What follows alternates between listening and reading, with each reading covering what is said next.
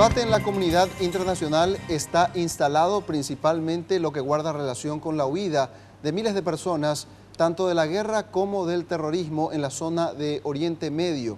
Europa ha liberado fondos extraordinarios, particularmente Francia y Alemania, para dar refugio a miles de personas que están huyendo de su país.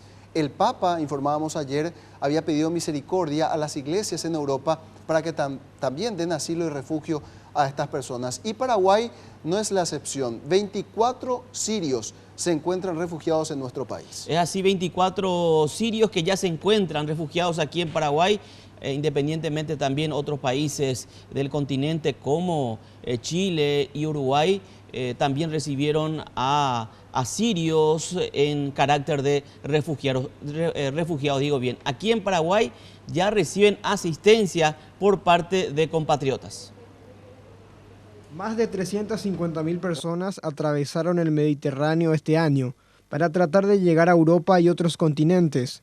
Muchos lo hicieron, pero otros murieron en el intento. Paraguay no fue la excepción, pues luego de recibir pedidos desde la Comisión Nacional de Refugiados, se dio lugar a los sirios que huyen por el conflicto político y de terrorismo.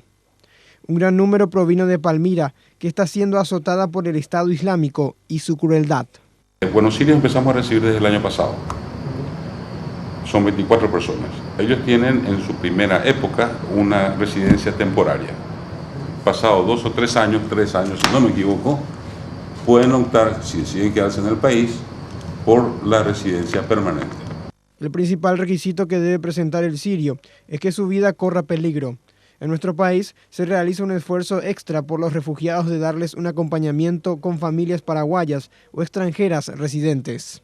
Hay gente que asegura que una vez terminado el conflicto desea volver a su país, como cualquier persona. Otros que definitivamente quedaron en Paraguay por un accidente y que su deseo es, una vez obtenido los pasaportes y las visas correspondientes, ir a vivir con sus familiares que están en otros países.